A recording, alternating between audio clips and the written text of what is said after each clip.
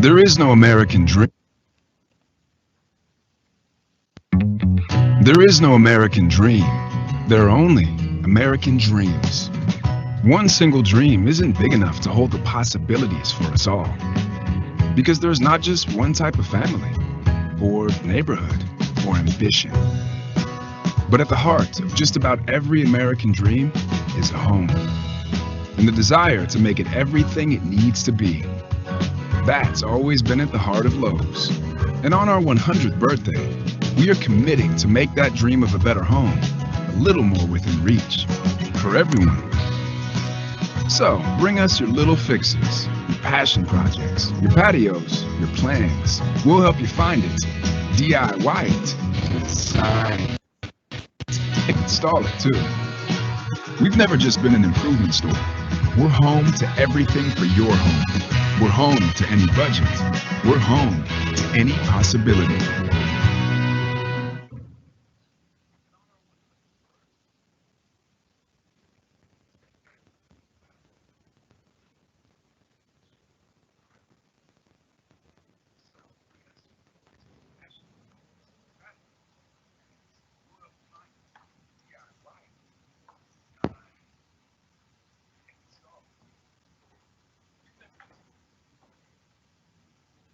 Hello and good morning and good evening, attendees. My name is Ritvik. I welcome you all to our exciting Tech Sprint event. To kickstart, we have some great sessions planned for you. The first one is a panel discussion on the topic of DevOps in retail. And for that, I would invite Abhishek to kickstart and take it forward. Abhishek, over to you. Hey, thanks, Ritvik.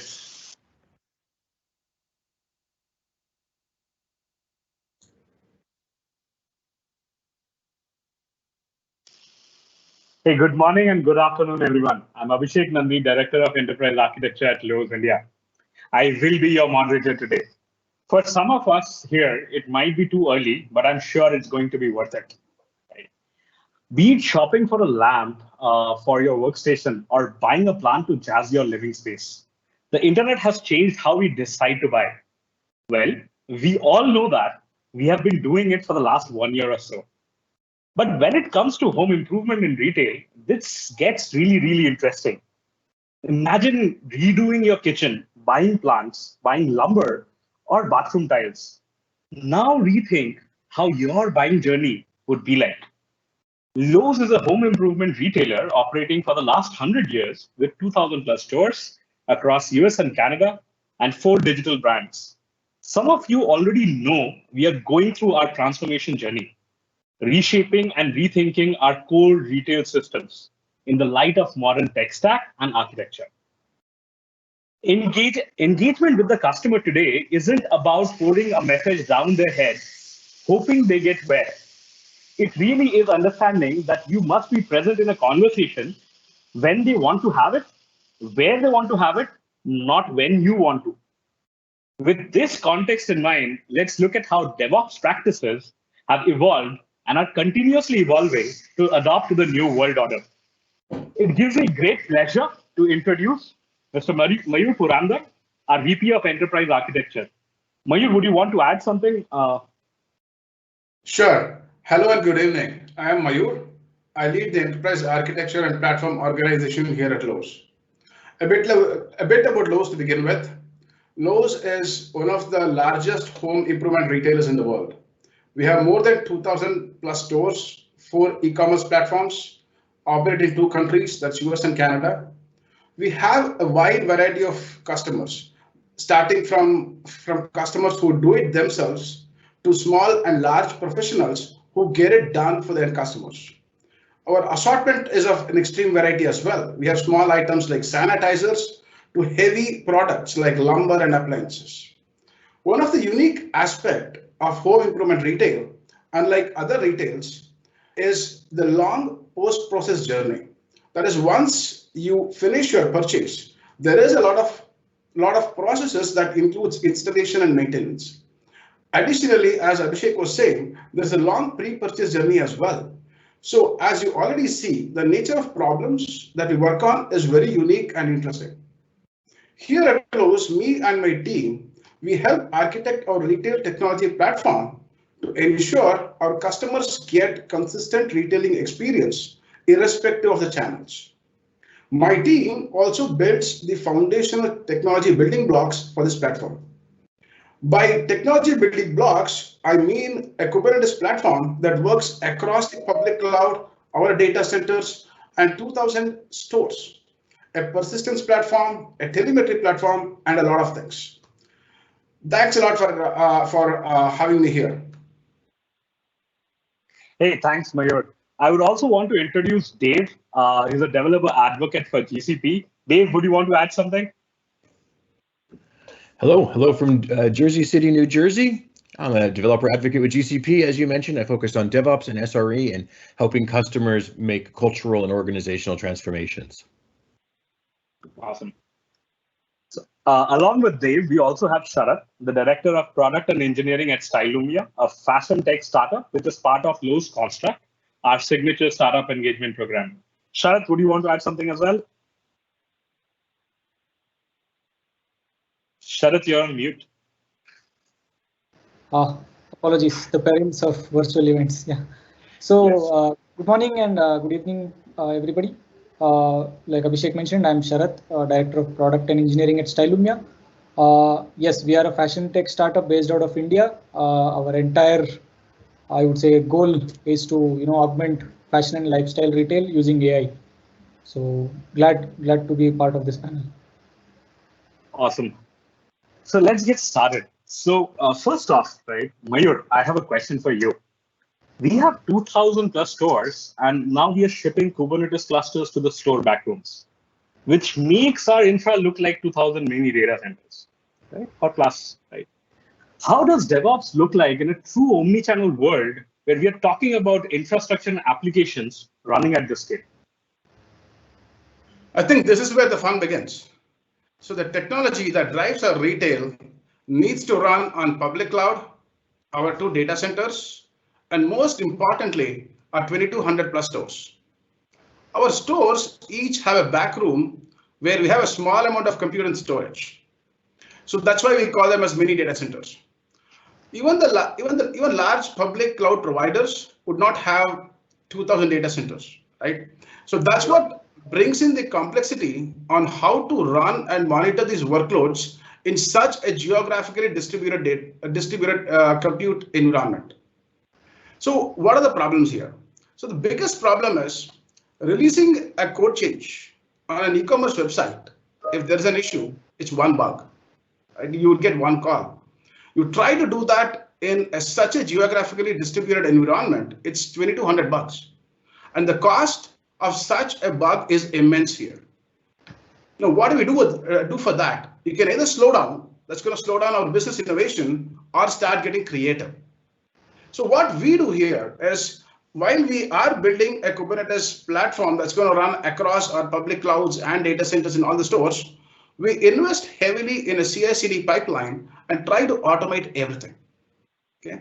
So the way we look at it is a code change before it actually goes into all the stores should be first deployed in a virtual store where it gets tested, perf tested, security vulnerability tested, and then when it's good to go, hits a couple of stores, validation all throughout, and at a phased manner, we release code across all our stores. Now, while this looks like a lot of manual steps, we have tried to automate everything in this.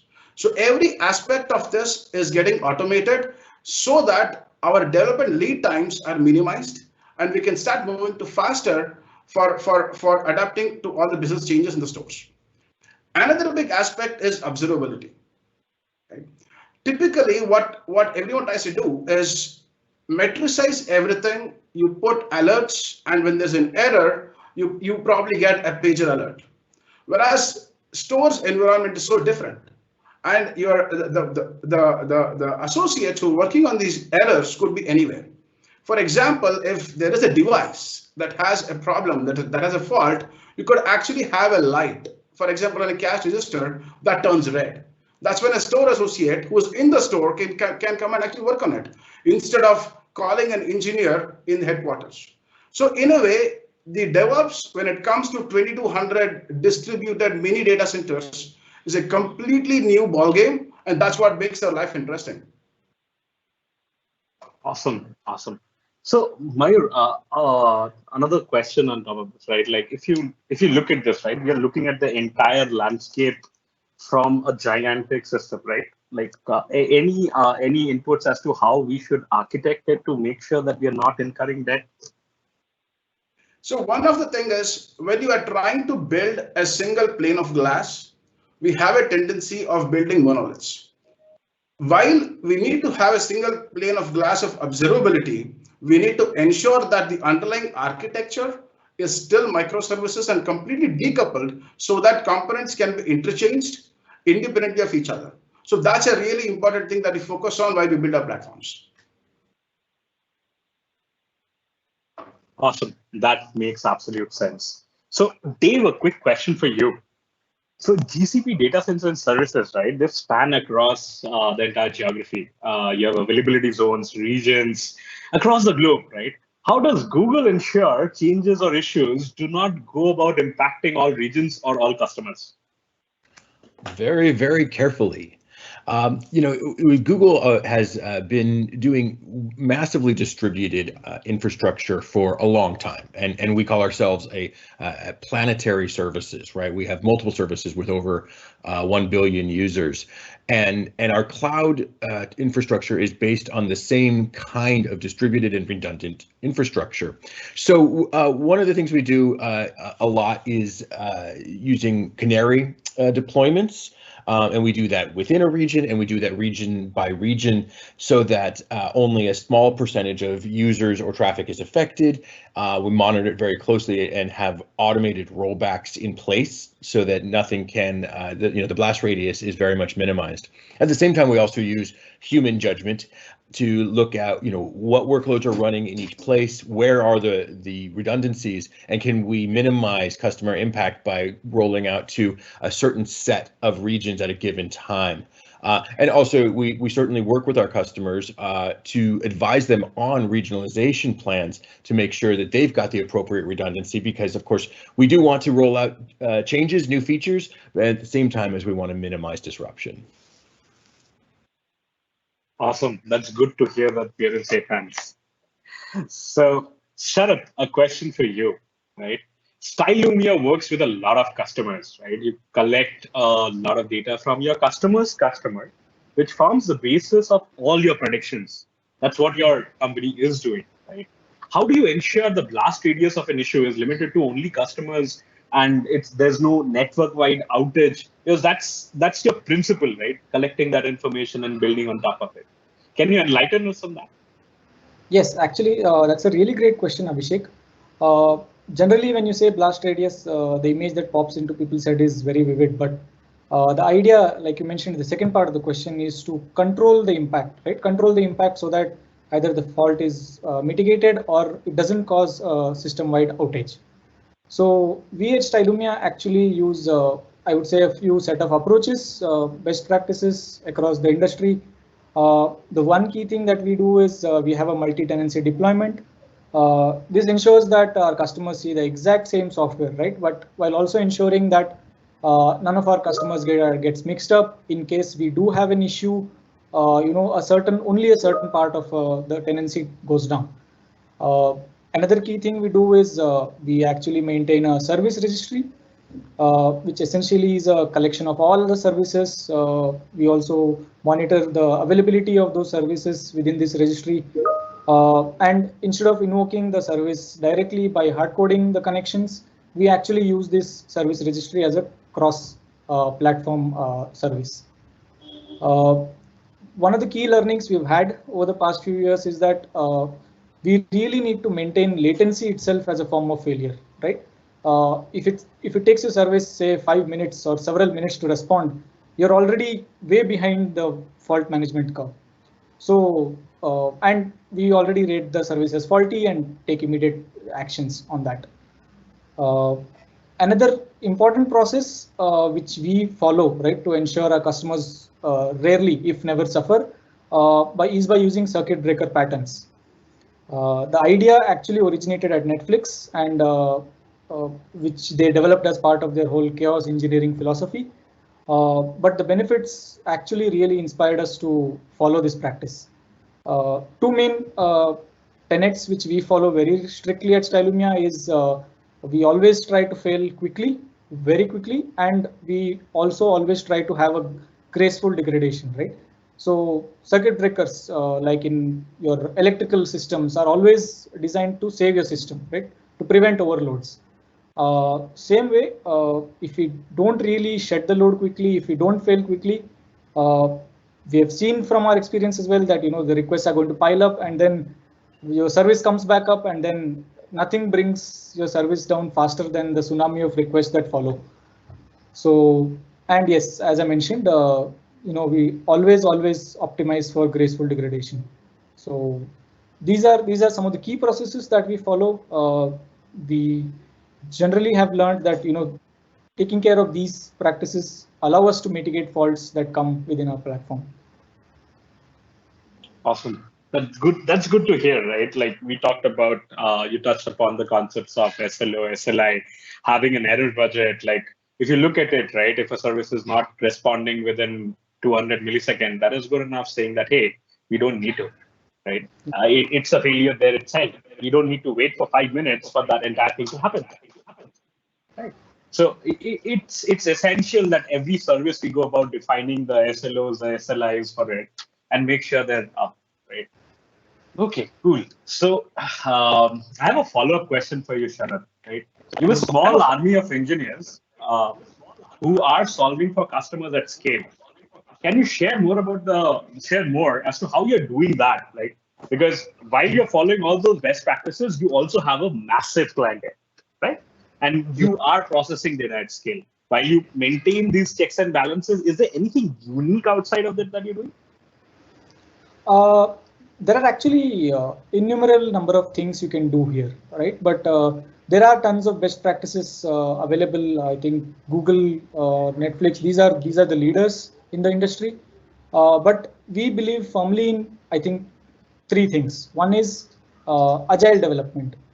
People wonder what agile development has to do with DevOps or solving problems at scale, but we believe DevOps and agile development have to go hand in hand, right? So the smallest of deliveries, which is what agile focuses on, if your development and operations teams are not in sync, then you're always up for issues. So we believe they have to go together, and this allows us actually to pivot very, very quickly, right? When we get feedback, when we get issues, because the teams are working together, this helps us manage the entire operations well. Moving on to the second most important thing, we firmly believe in automation. So, right, we have followed a lot of best practices of CI/CD. These generally take hours away from a developer, right? If there has to be a manual process of building, testing. So we have integrated a lot of extensive CI/CD processes so that our entire sequence of releases, upgrades is completely automated. So, and the last thing, yes, it was mentioned before as well, is observability and monitoring. As we move to microservices, we realize, right, we need to observe systems as a whole. It becomes really complex if you start putting people saying, you please take after this, please take a look at this service, look after the management of this service. It's almost impossible. So we have deployed a series of tools, processes to actually monitor our application performance, faults based alerts. We have integrated health and liveness checks across our system. So these three, in effect, ensure that we're always ready to respond to any situation that arises. Some of these things we have learned from experience with our failures internally. And whenever we have failed, we've always tried to approach these from first principles, right? So we believe we are not the best position to solve all the problems in the world. There have to be people who have faced similar issues in the past, and we always try to learn from them. Okay, that's great to hear, right? So I think there are a couple of questions, but let's go over to Dave first, right? So Dave, being part of GCP, you have the opportunity to work with a lot of customers in the retail space as well, right? How do you see the space evolving in terms of DevOps, specifically in retail? I think it's about measurement and fast feedback loops, and this is really at the heart of DevOps and what DevOps can offer us. But what's emerged much more recently, and DevOps is relatively old by now, but what happens is as DevOps has matured and has it's taken place in larger organizations with more to lose, frankly, there's an increased desire for to operationalize it and to look at it in the context of a business need.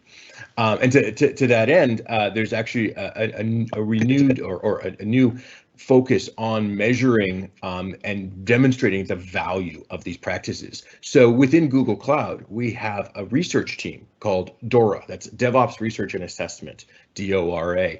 And they've been studying for several years now, been studying the impact of DevOps practices on outcomes. And they look at the various things that teams can do. A lot of the things that we heard from Sharat, things like your CI/CD practices, small batch sizes, failing fast, learning from failures, blameless postmortems.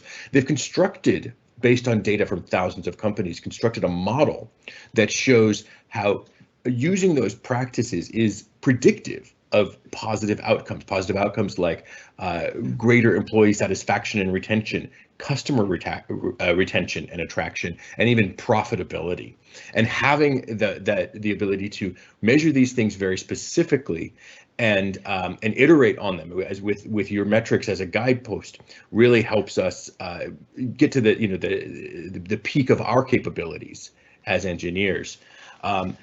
And one thing that group put out last year, put out a great report called the ROI of DevOps, which I highly recommend. You can find that at cloud.google.com/DevOps. And it's a great way to really help focus of, why does this matter? Where should we be focusing? Retail specifically is interesting. So one of the findings from that group, the DORA group, as they look across thousands of organizations, worldwide, all different industries, they find that between different industries, between manufacturing and telecommunications and finance and retail, there is no appreciable difference between industries. Every industry has high performers and low performers across the board, except for retail. Retail is actually ahead of the game. Retail is adopting and getting benefits from DevOps at a faster rate. And as a result, retail is really the leading practitioners of the DevOps movement. And as a result, we're going to be continuing to look to retail as the leading edge of what we can learn about how to do software delivery. And I think a really interesting thing is about as it permeates, right? As software and as practices permeate into everything that we do. Obviously the pandemic has pushed a major push of retail into this distributed, always-on world. And in addition, we have things like what Lowe's is doing with data center in every store. 2,200 individual, but all networked together.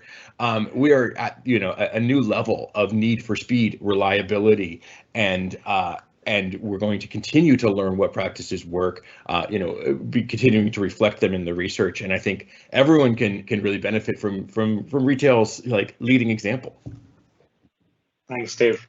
That really was truly insightful, right? So Mayur, a question for you. So in our conversations, right, you keep saying this, that the engineer is the most important person in the room, right? That's how we look at least our organization within Lowe's, right?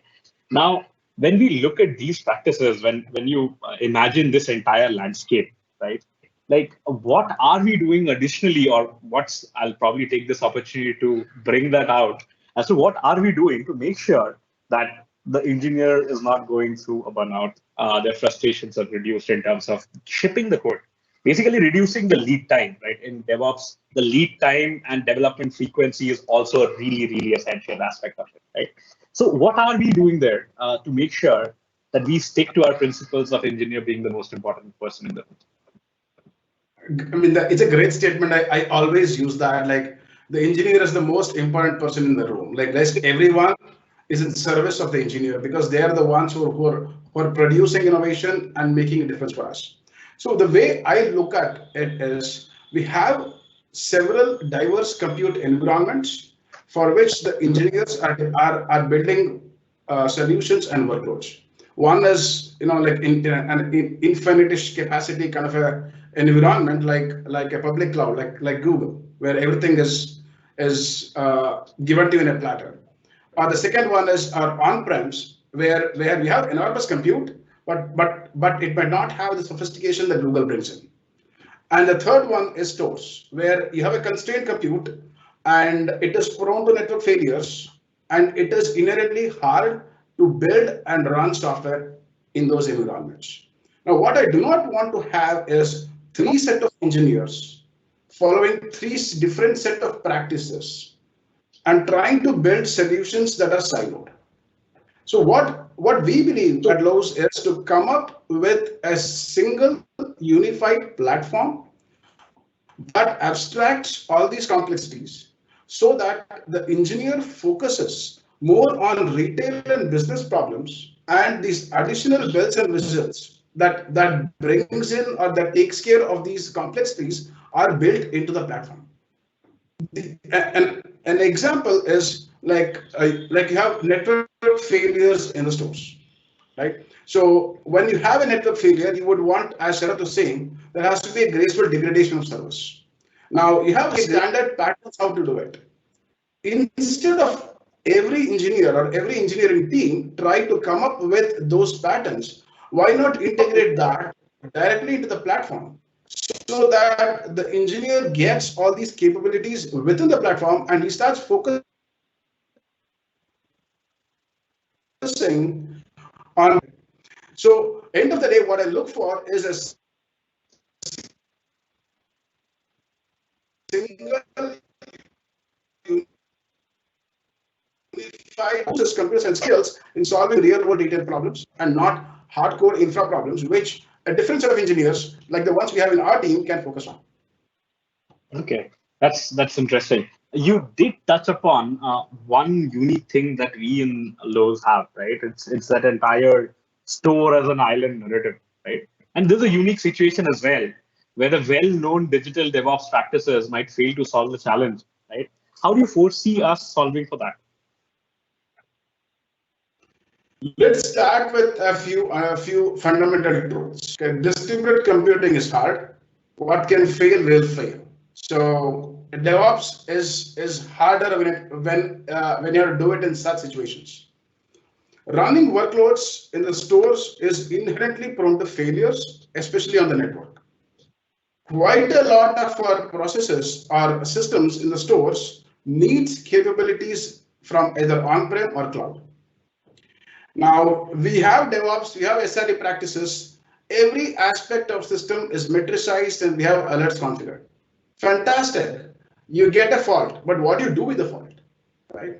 So we have to architect our systems and platforms in a way it is fault resilient. What I mean by that is, if I have an application in the store making a call to the cloud, let's say for a price API, and the price API is either, the way Sharath was saying is the performance is degrading, which means it's almost an outage or it's completely out, fall back onto the store if you have that API. Now, even if that API is down, even on the store, continue with the last known price and move on. At any given point in time, selling should not cease. So this is how we start looking at DevOps in the store. Now, as I told you this, now this is a complex solve for any piece of architecture.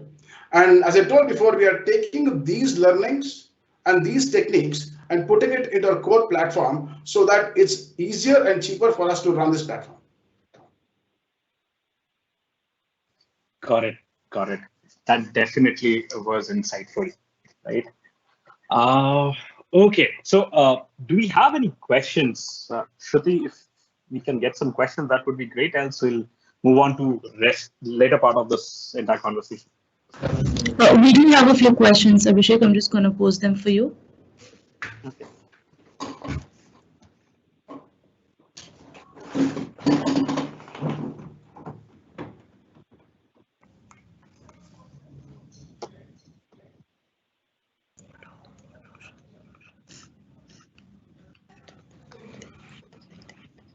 Okay, so the first question that I have is, so the question is, great point in leveraging stores as mini DCs. But as we know, they have limited compute and storage. With microservices, number of workloads probably will overrun store capacity.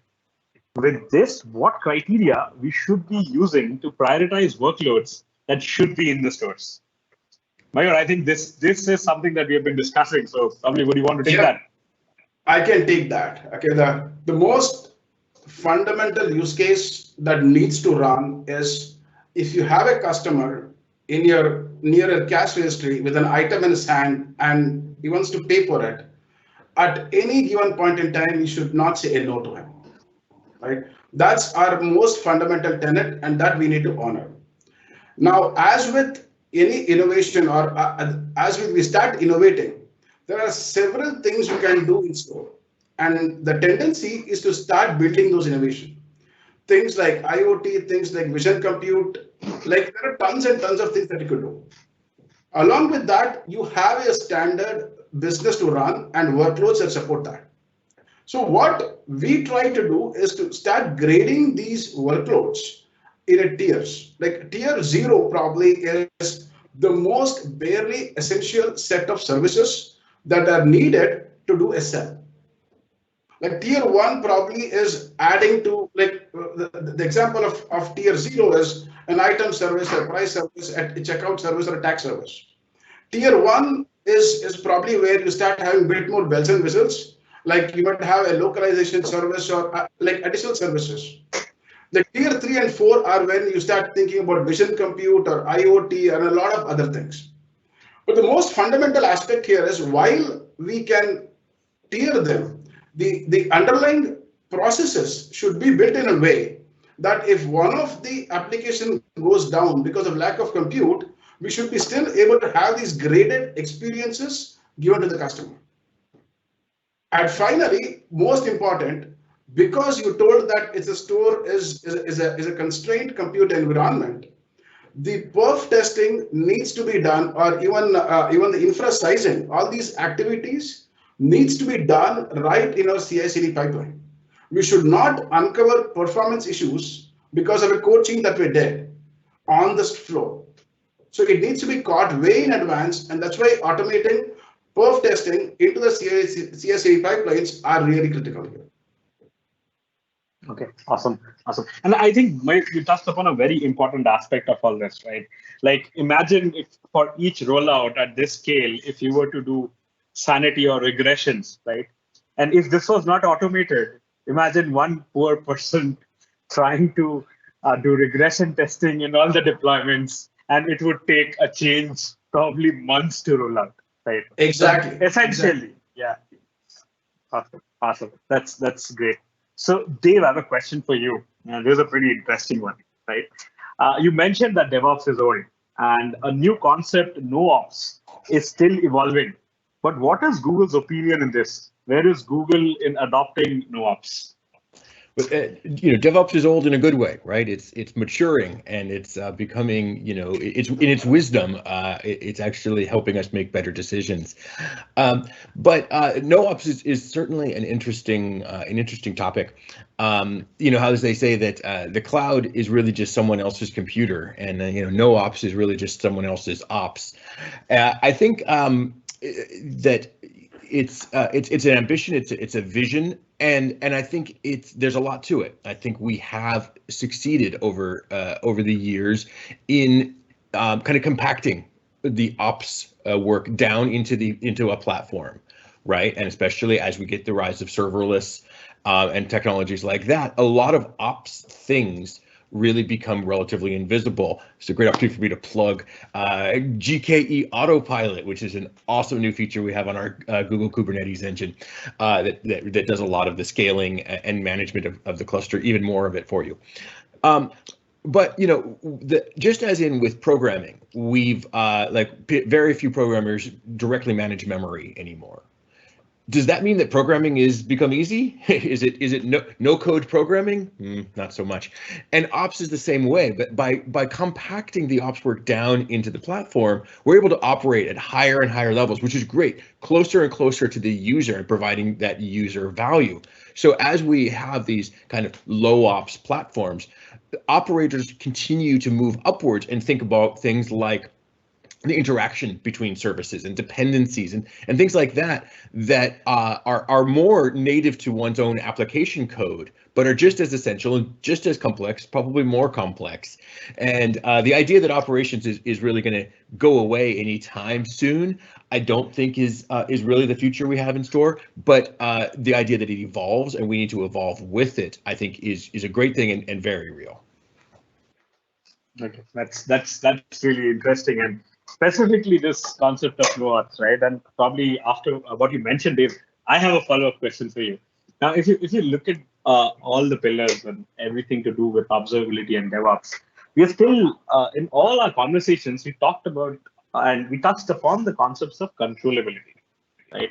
And even in this case, while a bunch of things are automated, we'll still have human judgment, human interventions at places. Like even you mentioned that as part of the rollouts that you do on GCP, along with all the automation, you do have human judgment involved.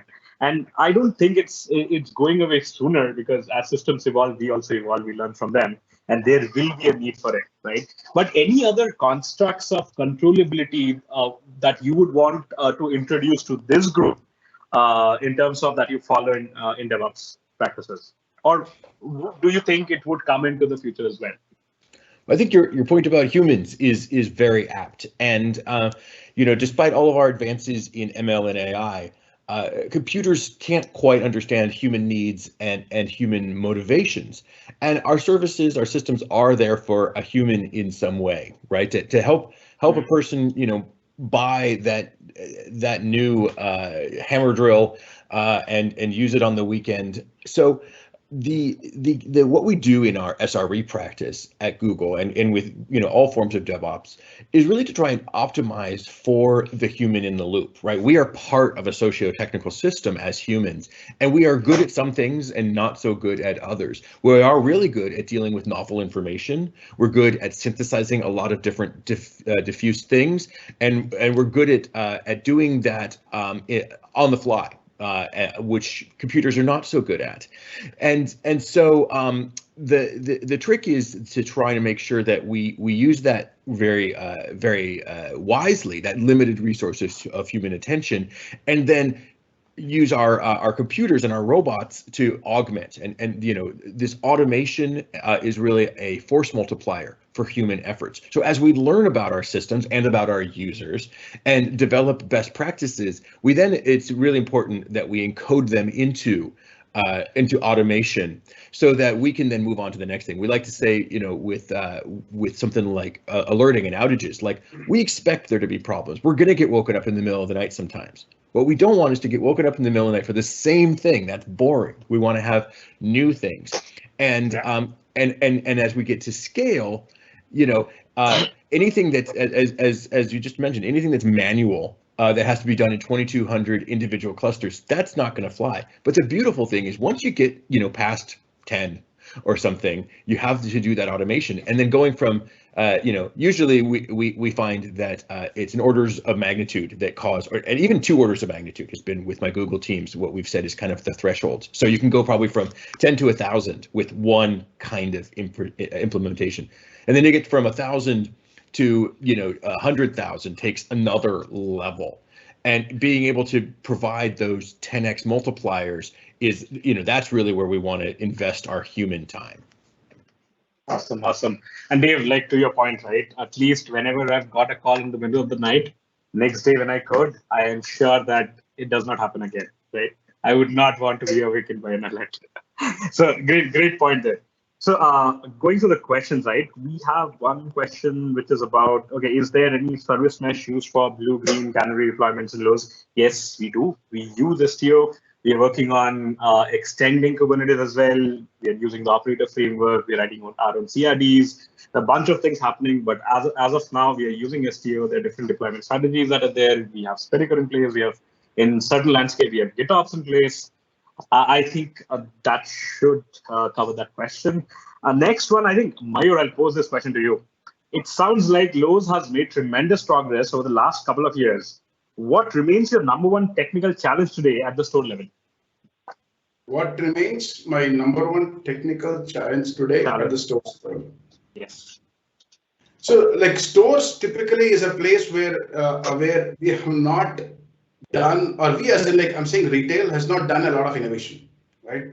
But the possibility is incredibly high. So imagine, like, able to do all IoT and vision computing and a lot of these associate-less store kind of like innovation. That is something that we aspire to do. But however, I think given the current nature of the technologies where we can't move large amount of data back to the cloud or to the on-prem, I think we are limited by that, which is why we are not able to extend our AI and ML innovations into the store. That's something that we would want to do in the future, but inherently we haven't done that yet. Okay. And you're quite right. Like, given the recent changes where we are shipping our own self-checkout platform, and we now truly have the capability of running canaries on a one lane, right? Yeah. We're taking the constructs of digital and bringing it down in the stores and saying, hey, this particular checkout experience will activate for what, 1 or 2 lanes, right? Yeah. Additionally, there's another point that I want to bring in. Okay, now we always talk about the compute environment in the store being constrained, right? That is in the back room. There is a lot of compute available actually on the floor of the store. Things like your point of sale registers, the devices, the handheld devices these associates use, the kiosks, and I'm sure there are like so many other devices. It has compute, right? Now, I don't think we have done enough investments in actually tapping onto those compute. Like, you have registers, there are like 25, 50 of them, and they're idle, right, most of the time. And there is a lot of compute available if you build the right technology, possibly using things like grid computing and others, and making that compute available to run workloads that run business, or even maybe AI or ML. But that's something that we have in mind, but we haven't made much progress. Awesome. Good to know we are headed that way. So one last question before we round up, right? And this is both for Lowe's as well as Google, but I would also want to see if Sharath also has this kind of a problem. Okay. So design principles and DevOps strategies are prone to vary within a vast organization, where each team might adopt their own. Right? What's the best strategy to abstract these strategies or principles at organization level, like similar to us? Dave, would you want to go first? Sure, absolutely. Yes, strategies and culture and teams are going to vary from team to team, and that's great, right? And this is how we learn, by having the ability to independently execute and share those best practices with each other. So a key finding, and we've seen this in various research threads, some of them internal to Google, some of them in the DevOps research and assessment that I mentioned, is that a best practice is to have autonomous teams loosely coupled. So giving a team the mandate to achieve a certain goal and providing them with tools, but allowing them to innovate their own processes and innovate their own work culture within that team is really essential. And again, as I mentioned, allowing and encouraging sharing of information, so that sharing successes, sharing failures, invite people to your postmortems, have a brown bag lunch, but you still have the autonomy within the teams to execute in the way that you see fit. Leadership is essential here. There's a great article, you can find it by a man named David, and I forget the last name, from HSBC. And he is a leader at HSBC, and what he did is he put out a mission statement for his technical teams. And his mission statement was very simple. It was double, half, and quarter.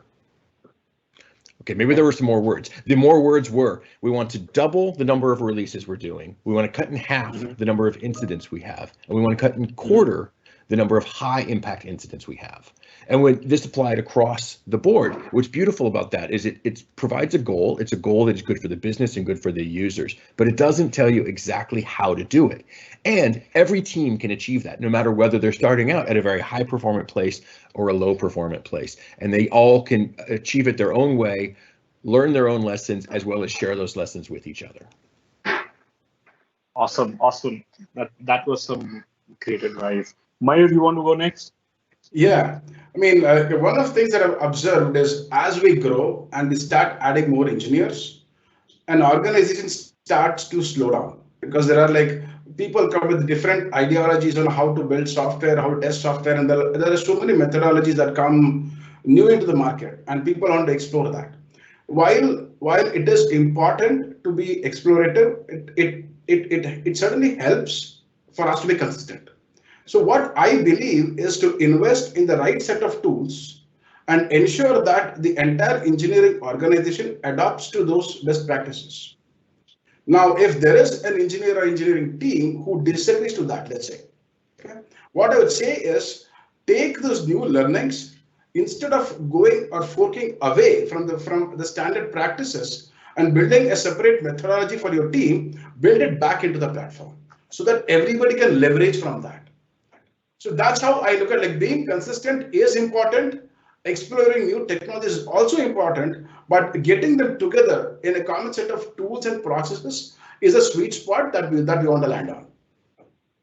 Awesome. And I think this is where the work that our team is doing in terms of setting up the tech radar, where we're kind of saying, hey, these are the things that you should look at adopting, assisting, affirming, and also certain things that we are deprecating. So that gives you a clear picture of the landscape as to in which direction the organization is moving. At the same time, sets the expectation right and helps us transform in that entire journey, right? So that's a great point. So Sharad, I know your answer, like in this case, right? You might have a completely different experience in all this, but anything that you've seen within your teams? I would say I very closely align with what Dave has said, right? Which is to say the teams have to be independent, but they have to be coupled, right? However loose they be. So in essence, you have to make sure that all of the best practices that your company has, so there has to be a strategy, for example, right?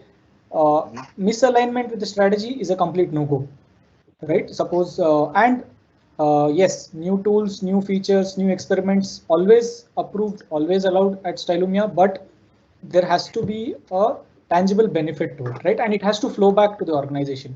So now if a DevOps engineer comes and says, I found something more interesting here, this will definitely reduce, say, for example, our build times, right? It will enable our customers to see releases faster. So it's always a benefit, right? So you give them the freedom, but you should always have the accountability that, please add back to the process. I think Mayur mentioned that it's very important. The contribution has to flow back, not just to his team, to across the entire organization as well. So I think a combination of what Dave and Mayur said covered almost everything.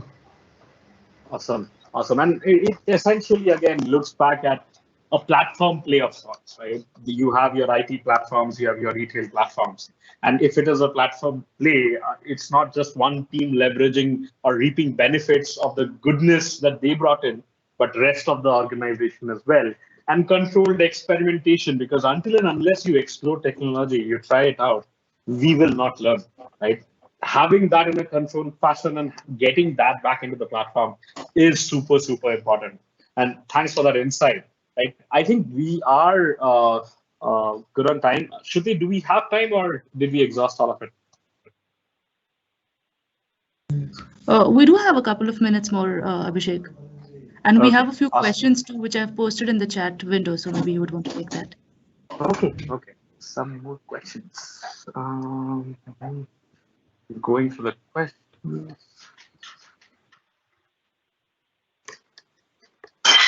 Okay, before we get into the rest of the questions, right? One quick round the table. How does the future of DevOps practices look like? And probably Sharad, you can start with that. Yeah, actually, my answer is very close to one of the questions asked, which is no ops. Yes, I don't see humans going away, but I think the focus will be more towards moving teams to development rather than maintenance, which is what has been the traditional practice till DevOps has come ahead, right? So they will be there. DevOps will evolve even more. I think minimization of team, getting things done faster, getting things done in via more automation. I think that is where I see the future of DevOps going. Awesome. That's great. Dave, you want to go next? It's about culture, and it's about getting concrete and proactive about culture. Something that we've learned in the past several years is that culture can be measured, and culture has a huge effect on productivity of teams. Teams that have a culture of trust, that have a culture of psychological safety, they outperform other teams, and they outperform those teams on hard-nosed business metrics. Sales teams that have psychological safety, they sell more things. Operating room teams that have psychological safety, their patients have better survival rates. This stuff really matters, and it doesn't have to be an ideal and ambition. We actually can measure this, and we have techniques to improve it, and organizations that do that are going to succeed. And I think we're going to see increasing attention to that, and I think that's a great thing both for our customers, our businesses, and ourselves as practitioners. Awesome. That's great. Mayur, any closing words on this? How does the future of DevOps? Apart from what Sharath and Dave said, what I think of is controllability. So today, we invest a lot in reducing the lead time for deployment and observability, continuous monitoring, and all that. So apart from that, what I think is we need to think about how to handle faults, how to handle when you have error situations. Instead of just paging an engineer or an on-call, we should start building that into our practices and start understanding the various faults and actually building solutions for it and being fault resilient. That's what I would think. Else you'll have to call humans every time you have a fault. Instead of that, it's like an operator pattern. Like you have a fault, figure out how to come out of that, and that's where a lot of automation and innovation needs to be done. That's great, and I think that the work that we are doing in that space, right? Where if you look at how operators work, right, in Kubernetes operators, right, it's taking that human knowledge and bringing that into the code to make self-healing systems, creating CRDs, and making sure that the human intervention is minimum. There'll always be intervention. We are not going away from it, but what we are trying to do is reduce the number of page calls that we get at night so that we can sleep peacefully. So thank you everyone for having this conversation. It was great. I hope we covered all the questions. Shruti, if you have any questions that we have missed, please call out. But it was really nice talking to you. Thank you, Dave. Thank you, Sharath. Thank you, Mayur. Thank you. Over to you. Thank you, Abhishek. Thank you, Dave. Thank you, Sharath. Thanks a lot. And thanks the audience for being with us today. Thank you to our lovely panelists. Up next, we have a special keynote from a gentleman joining us from Tokyo. He's an expert on observability, and he will be taking us through the paradigms of observability from the lens of profiling. So over to you, Yoshi.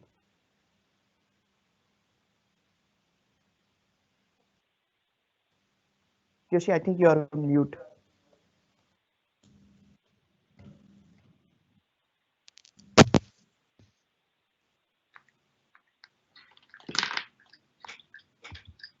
Do you hear me? We can hear you now, Yoshi. Okay, so let me share the slides from my end. Nice.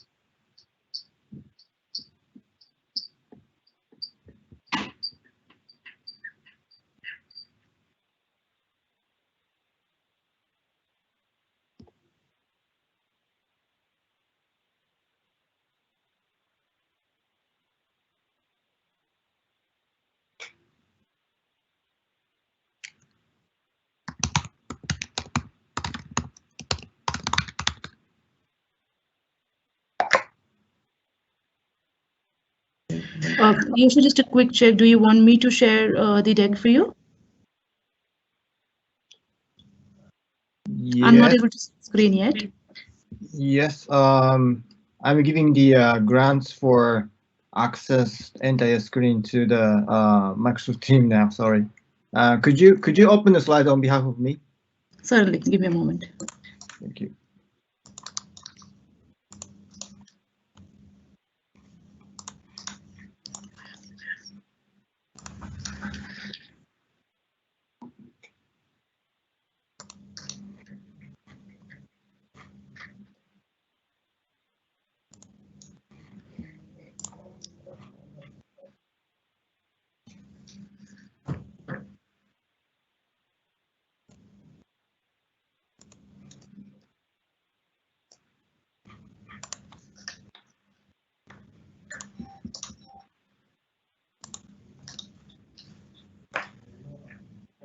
All right.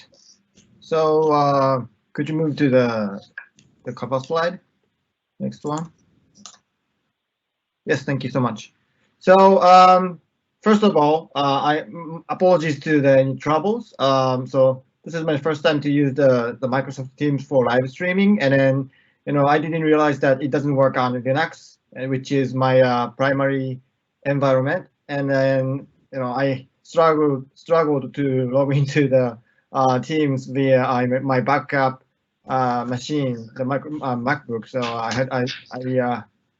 I needed some time to set up. So sorry about that. Well, anyway, so thank you for having me in Lowe's India Tech Sprint. I'm honored to be invited to give a talk today. So today's talk is about continuous profiling. As in retail, it is often the case that systems run on the limited capabilities, such as kiosk or store-level on-premise cluster. And resolving performance issues are sometimes critical in such cases. So let me introduce the importance of having Profiler regularly in your system. Of course, this is also super helpful in large-scale system like we have in Google. Next slide, please.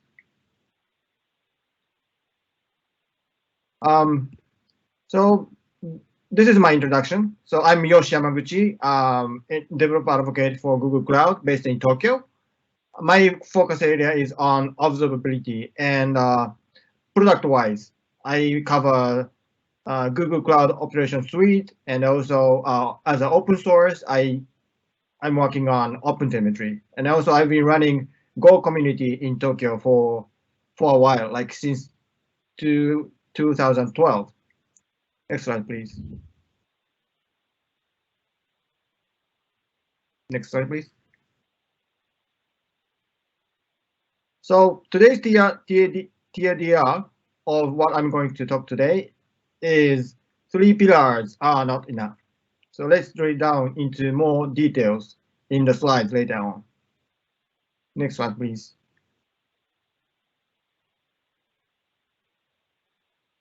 The term observability is derived from the control theory, and the term is defined in 1961, 60 years ago.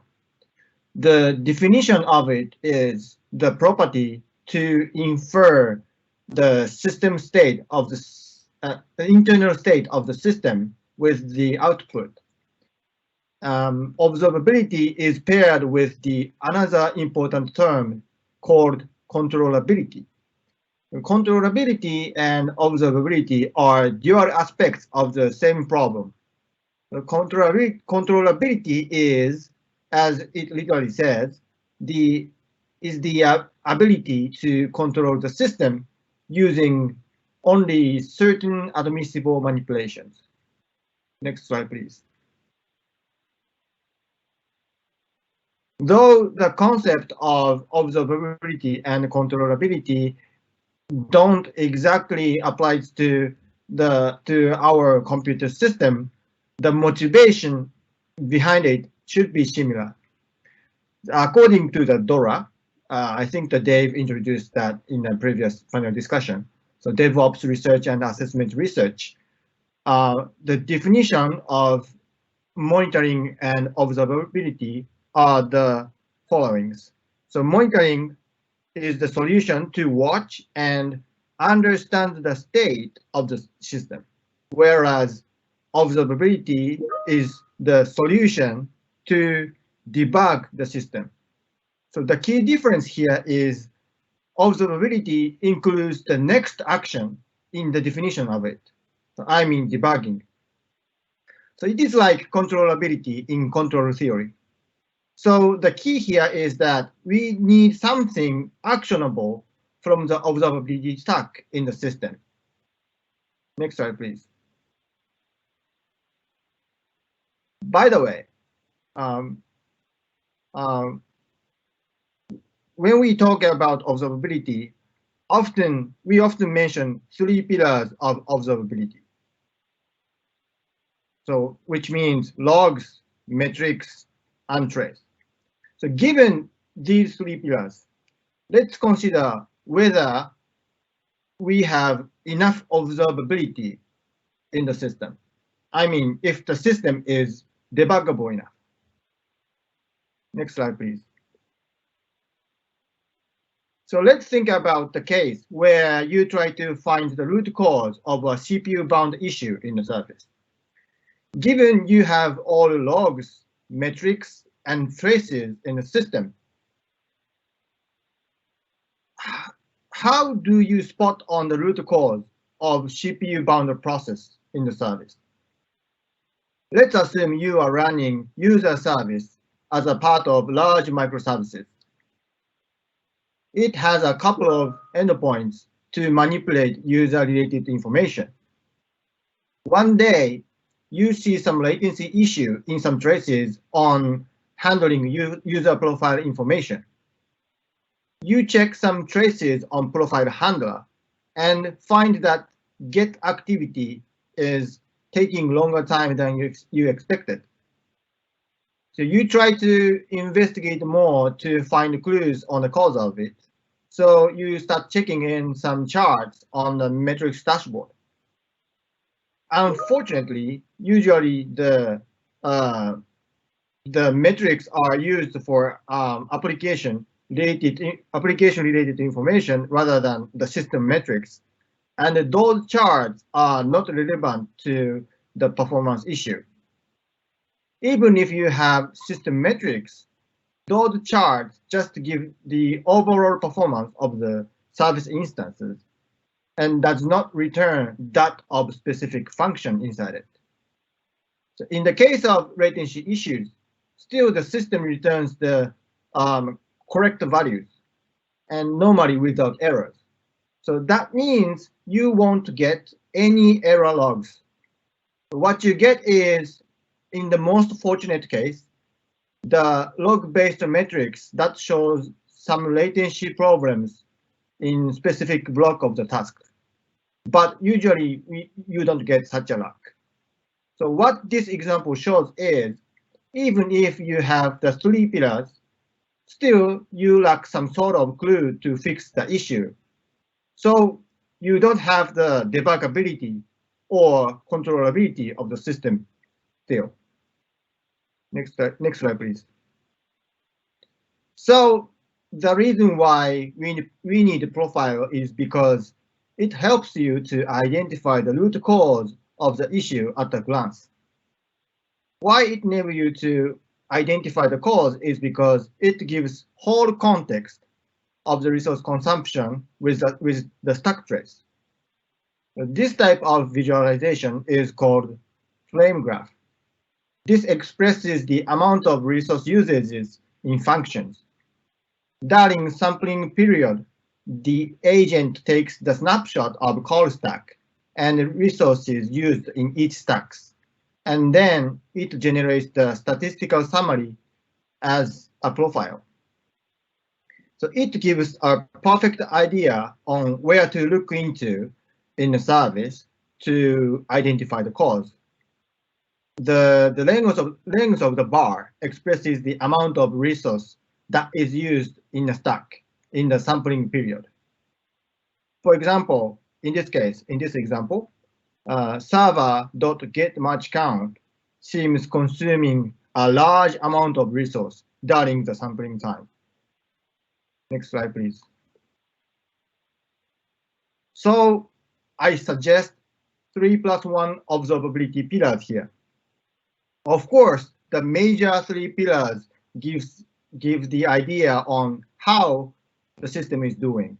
I mean, system health.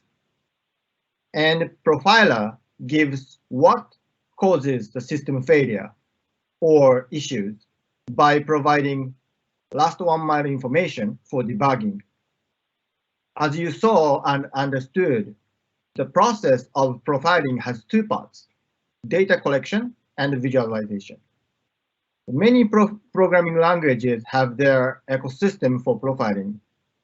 For example, Java has JFR, Java Flight Recorder, but they are mostly optimized for a single instance application, and they are useful when the service is constantly suffering from one performance issue. Next slide, please. But we live in the world where multiple instances run a single service. Usually, the requests to the service are balanced or managed by some proxy, and the requests are assigned to one of the instances. So how do we measure the performance of the service as a whole? Next slide, please.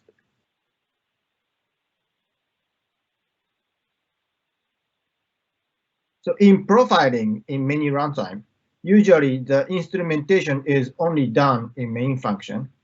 Otherwise, in other languages, you may load additional agents to collect profile information on launching applications.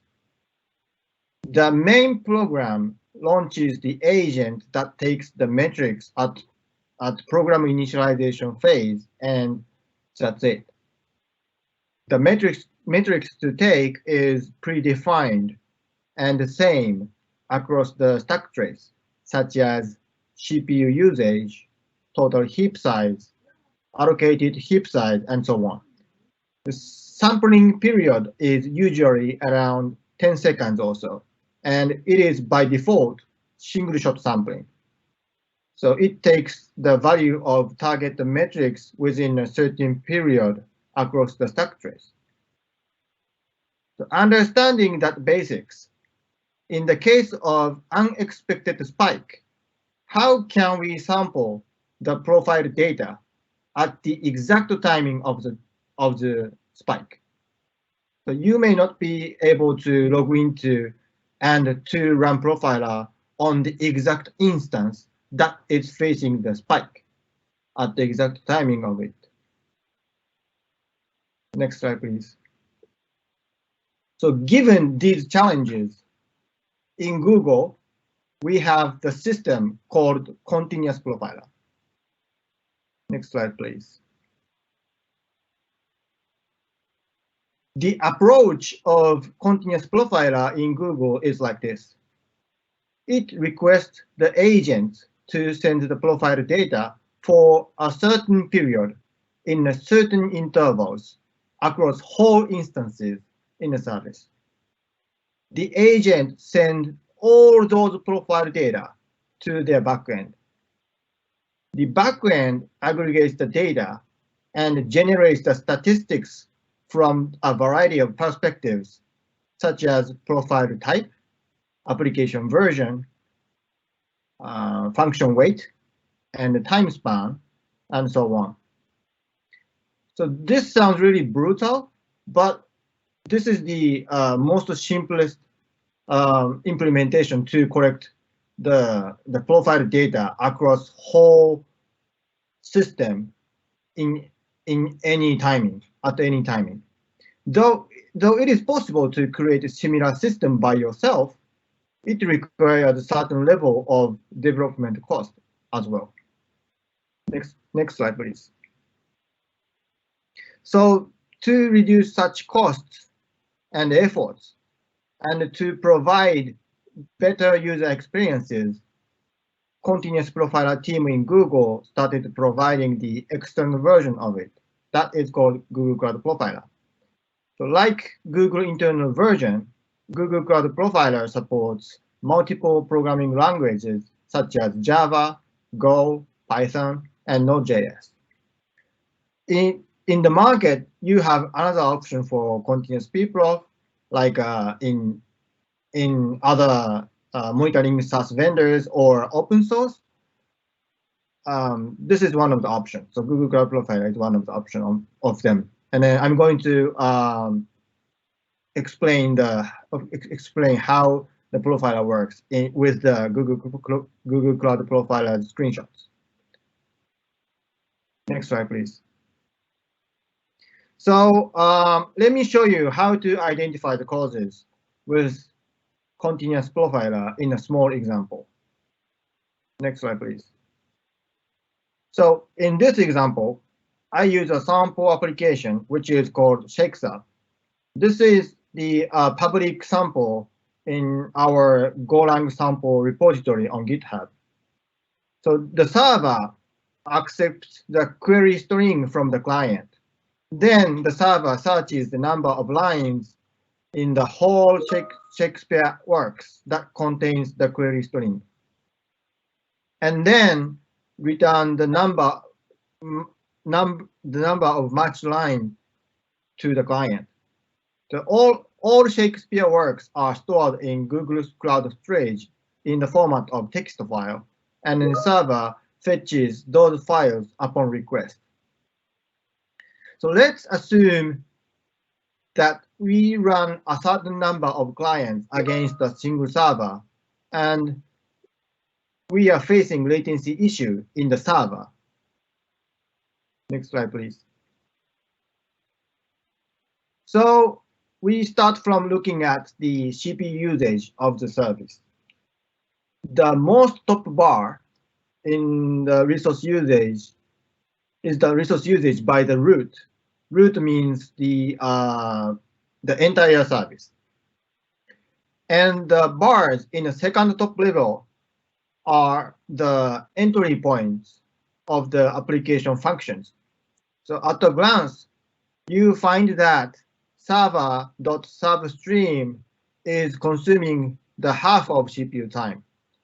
So drilling down through the stack trace, the most of the resource usage are in server.getMatchCount. Next slide, please. So what we need to read from this picture is that server getMatchCount is the implementation by us, whereas matchString and compile are in the regular expression standard library in Go. So that means the implementation of matchString and compile should be fine, but the usage of them in getMatchCount should be inappropriate, because standard library in a language are well tested from performance point of view and kept healthy in general. So maybe the usage is inappropriate. So let's take a look at the implementation of getMatchCount. Next slide, please. So this is the implementation of getMatchString. So this is written in Go. So this is a dozen of lines and looks pretty simple. So you remember in the flame graph that regular expression.matchString is taking too long CPU time. So you spot the line that uses matchString in the program, and you find that the function is used in the second nested for loop.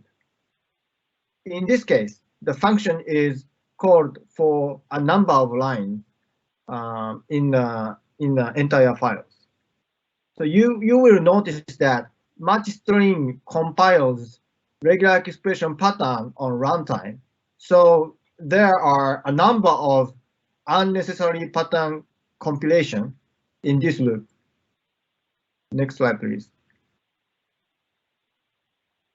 So the simplest optimization here is to move the compilation process out of the for loop. So let's see how it works with continuous profiler. Next slide, please. So after deploying the new version of the application to the system, continuous profiler start collecting the new profile from the new version of the application. And then if you change the version on the profiler dashboard, you will see the different flame graph than ever. So this flame graph is the one generated by the modified version. So the bar length of server streams got reduced by far, and now it is not occupying the resource usage. And also, the total usage of CPU is reduced by half. It means the reduction by sub streams directly reduced the resource usage a lot. Next slide, please.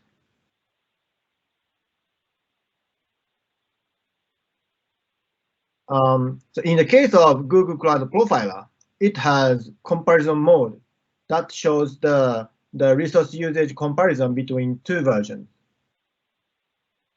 And the blue means less value, and orange means more value.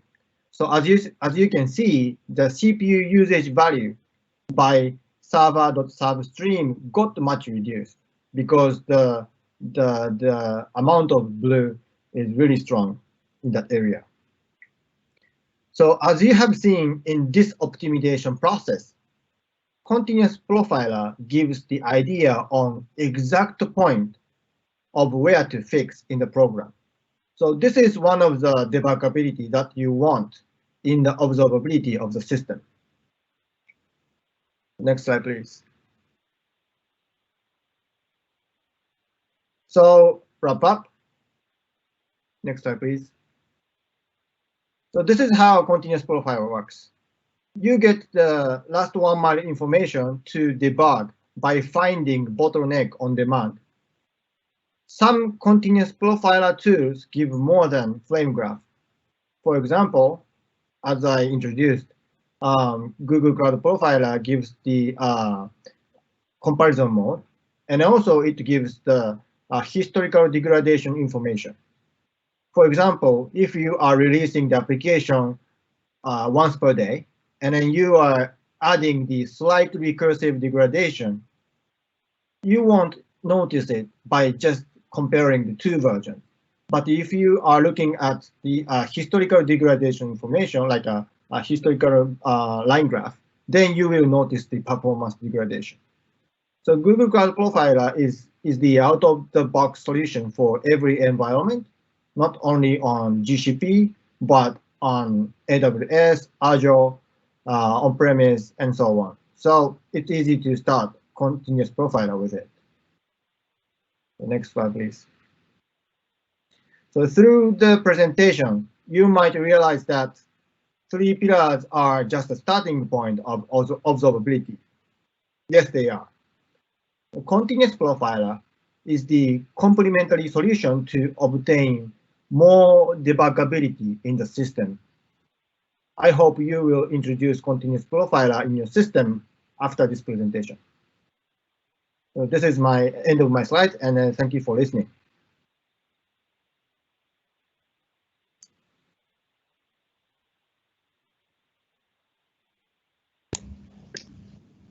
In case you have any questions for Yoshi, you can type them in the Q&A section and we'll take them right after.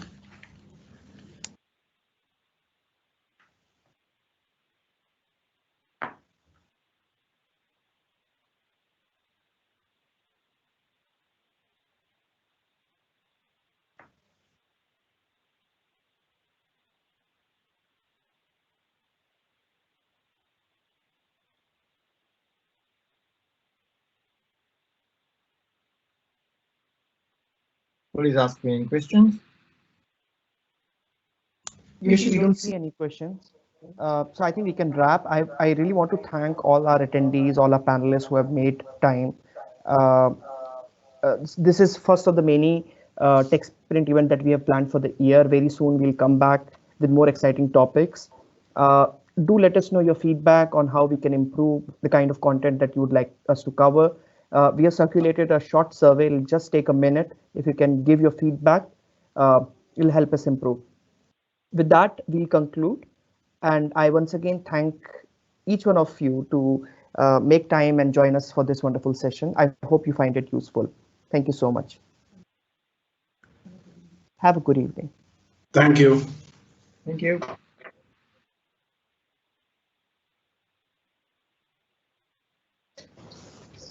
Thank you. Thank you.